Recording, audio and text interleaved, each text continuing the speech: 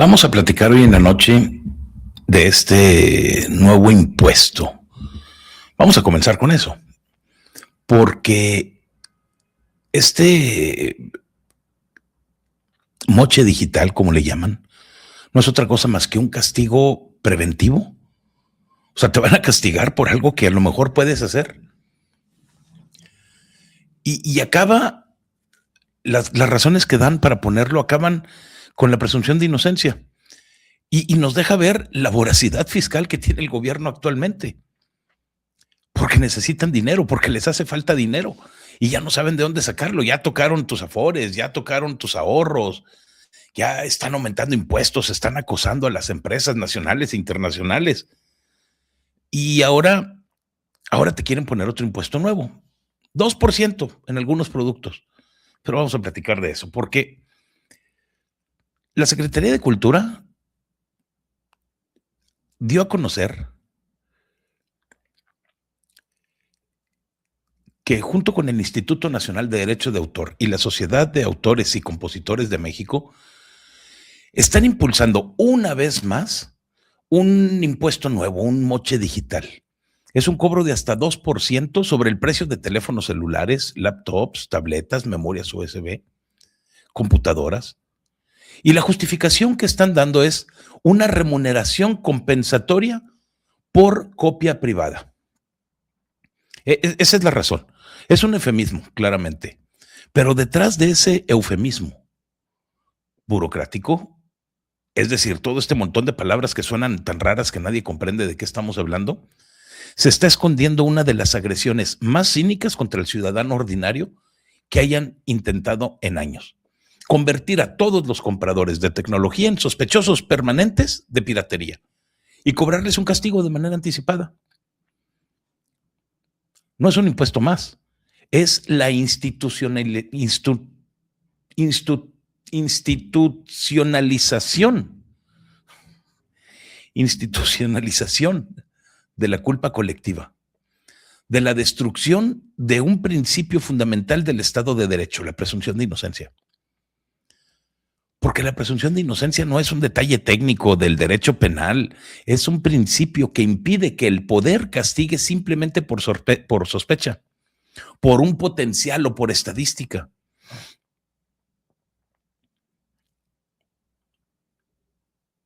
El sistema jurídico mexicano, en cualquier democracia que quiera llevar ese nombre, nadie puede ser sancionado hasta que se demuestre con pruebas y con un debido proceso que cometió una infracción. El moche digital lo que hace es que invierte completamente esa lógica. El Estado, las sociedades colectivas como las que les mencioné al inicio del programa, asumen de antemano que aquel que compre un dispositivo electrónico va a copiar ilegalmente música, películas o libros. No importa si el comprador solamente utiliza el celular para llamar, la laptop para trabajar o una tablet para que sus hijos hagan la tarea o para jugar, no sé. La mera capacidad técnica del aparato es suficiente para justificar que te van a cobrar.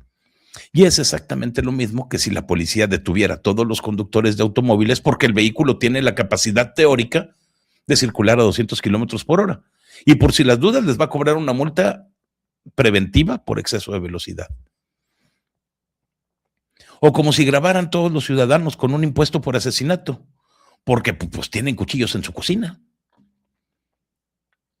Me acuerdo, me van a decir pero me acuerdo de aquel chiste de una mujer que iba con una caña de pescar cerca del lago y llevaba su caja con todos los artilugios que utilizan los pescadores.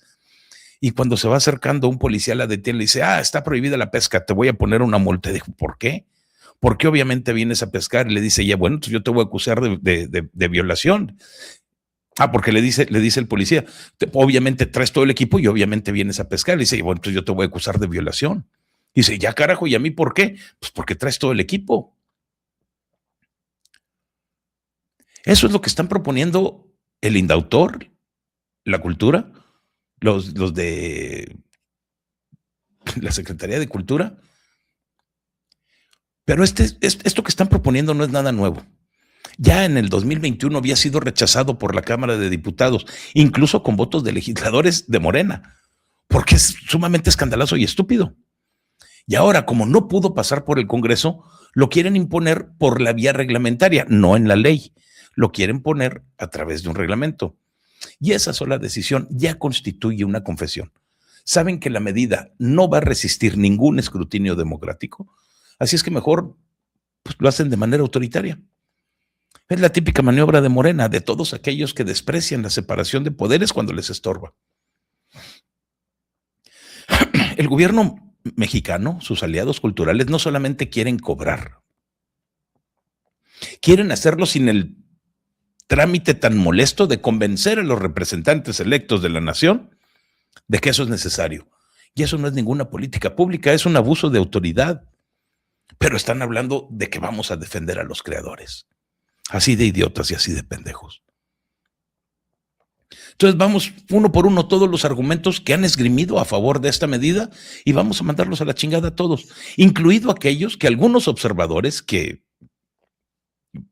cuando me enteré de esto, que al principio tengo que decir que cuando me lo dijeron me parecía que era una noticia falsa, pero que resulta que es cierta, hemos considerado como motivaciones reales. Primero, hablemos de la justificación oficial, porque dicen que quieren compensar a los autores por una copia privada. En este año, la afirmación es estúpidamente una mentira. El consumo de contenidos culturales se ha desplazado de manera masiva hacia plataformas de streaming legales, Spotify, Netflix, Amazon Music, YouTube Music. Decenas de servicios que ya pagan regalías. El ciudadano que paga por su suscripción ya está remunerando a los autores. Exigirle además un 2% en el precio de su celular es un doble cobro. Peor todavía porque se está cobrando aunque el usuario nunca haya bajado un solo archivo pirata. No hay ningún estudio serio, menos actualizado o metodológicamente sólido que demuestre la magnitud del perjuicio o supuesto perjuicio por copias privadas en la era del streaming. Y la ausencia de ese estudio es importante, porque es la prueba de que el argumento es únicamente retórica vacía. Si realmente hubiera un daño que pudiera ser cuantificable, se presentaría la evidencia, pero como no la hay, se van a todos estos eufemismos, a cambiar el significado de las palabras y a presumir la culpabilidad de cualquier persona que compre un teléfono celular. El gobierno no está defendiendo a los creadores, están inventando un delito hipotético para justificar un botín. Están hablando de alrededor de 800, 900, 1,000 millones de dólares al año, 20,000 millones de pesos. En segundo punto, el argumento que trata ese de que se trata de generar recursos para las sociedades de gestión colectiva, como se llaman a sí mismas, y un 5% para la propia Secretaría de Cultura. Esto no es ningún mecanismo de apoyo a los autores, es un esquema de renta para los intermediarios. Las sociedades de gestión colectiva han demostrado una y otra vez que una parte de los recaudados se queda en costos administrativos, en sueldos de la burocracia, en gastos de cobranza. El moche digital no garantiza que ese dinero llegue a los compositores, a los escritores, a los creadores. Garantiza, eso sí, un flujo constante de recursos a todas estructuras que ya tienen poder de lobby, que han hecho de la defensa de los derechos de autor un negocio de manera permanente. Que la Secretaría de Cultura se reserve tan solo un 5% hace más grave el problema, porque convierte a la autoridad pública en socia del negocio. El Estado deja de ser el árbitro, se convierte en beneficiario, y eso no es ninguna política cultural, es clientelismo.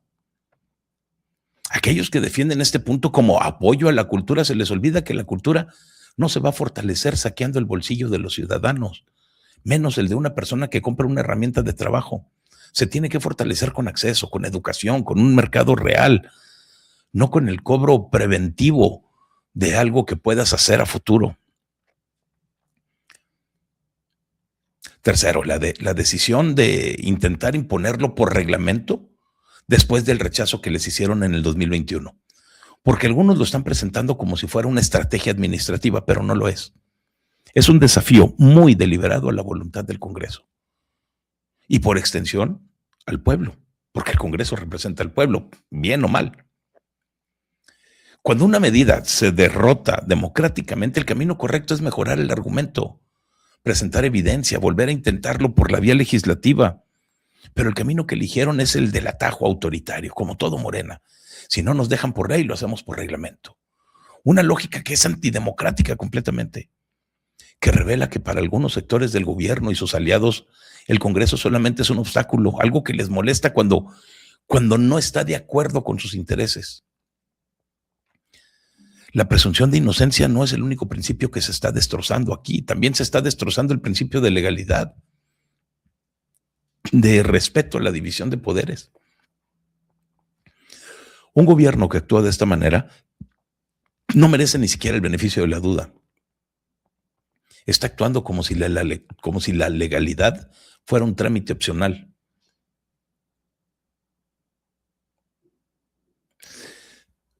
En cuarto lugar está la lectura de que se busca presionar o disciplinar al sector tecnológico. Porque hay quienes dicen que eso es lo que quieren hacer.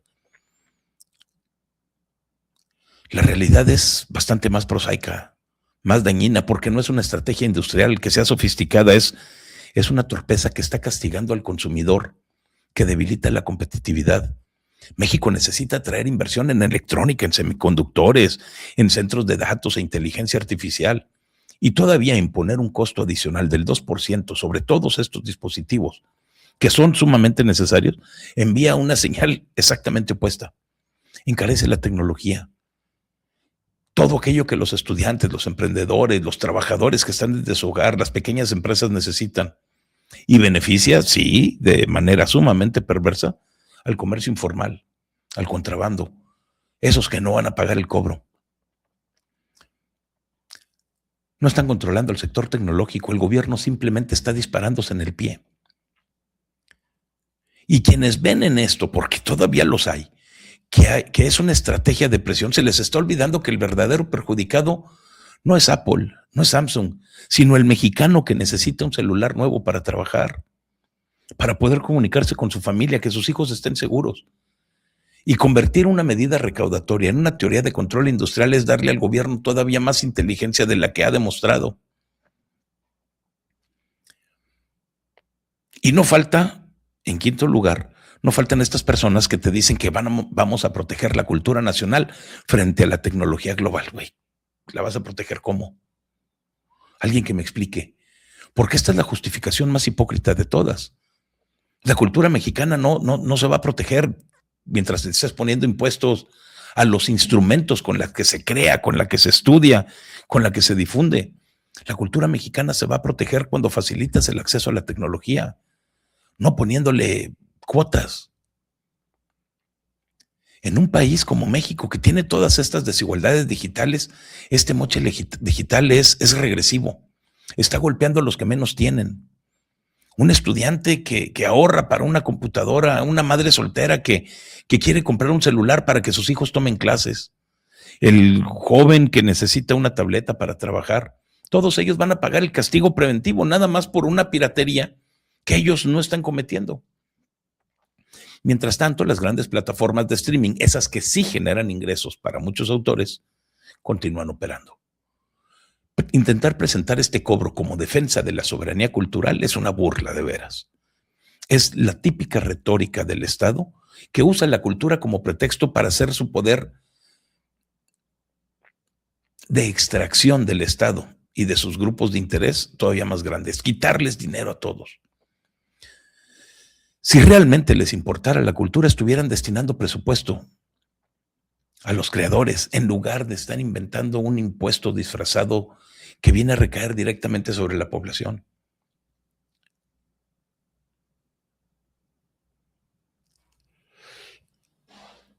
Hay quienes interpretan esto como un clientelismo o alianzas con el gremio de los autores. Y no hace falta especular, al menos no mucho, porque la persistencia que tienen Roberto Cantoral de esta sociedad de autores y compositores de México, en intentar empujar esta medida, a pesar del rechazo que salió en 2021 y la disposición que tiene la Secretaría de Cultura de acompañarlos, habla por sí sola. Si un gremio organizado consigue que el poder público le diseñe un esquema de renta que lo beneficie directamente, y cuando ese esquema se intenta imponer saltándose el Congreso, estamos ante un caso clásico de una captura regulatoria. Estamos ante un caso en donde somos un grupo de personas a los que tienen capturados y te van a sacar dinero, nada más porque pueden. El gobierno no está actuando como defensor del interés general. El gobierno no está actuando en defensa de los ciudadanos, está actuando como el facilitador de un interés de un particular. Llamarlo alianza o colaboración es eufemismo también. El típico viejo intercambio de favores. El gremio obtiene recursos, la autoridad obtiene legitimidad cultural y un porcentaje del botín. Punto. El ciudadano invariablemente es el que paga la cuenta. Y aquellos que intenten suavizar esta realidad hablando de lobby legítimo, están olvidando que el lobby legítimo no incluye inventar culpas colectivas ni destruir la presunción de inocencia.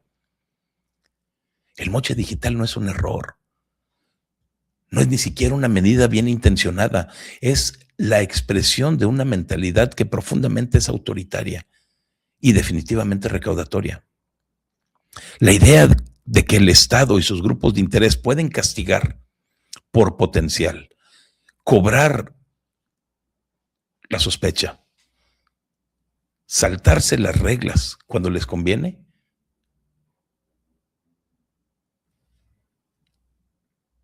quiere decir que el gobierno te va a controlar cuando les dé su gana, en el momento que le dé su gana y como le dé su gana.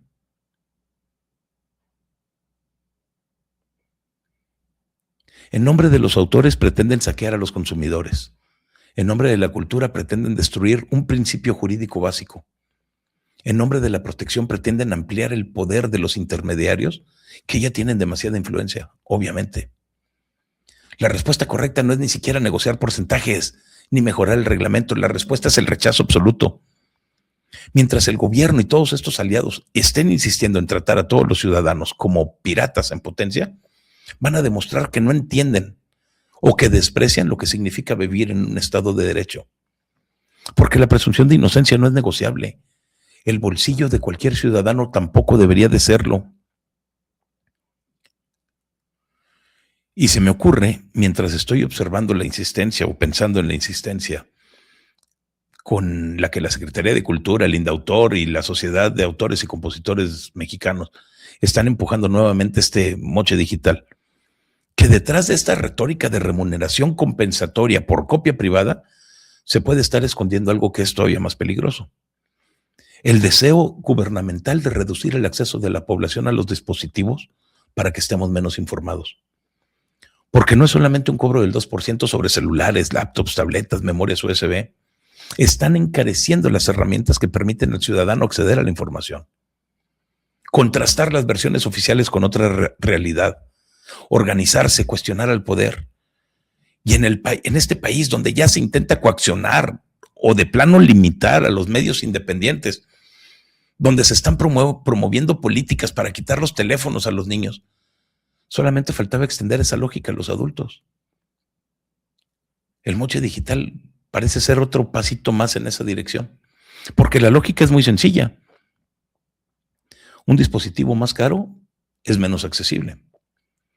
Y cada peso adicional que suman al precio de un celular o de una computadora empuja más a las familias hacia excluirse digitalmente, hacia el mercado informal de equipos de menor calidad sin garantías. En México eso no es un detalle menor, es un filtro que más bien reduce el número de personas que pueden comprar, incluso renovar sus herramientas de comunicación. Menos dispositivos en manos de la gente significa menos pantallas a través de las cuales circulan las noticias que no son oficiales. Las denuncias, los videos, los documentos, los debates que se le escapan de control al gobierno. Es una forma muy sutil de racionar el acceso a la información sin la necesidad de prohibirla abiertamente, porque no están censurando el contenido, están dificultando el medio que lo está transportando. Digo, ya existe un patrón desde antes, ¿no?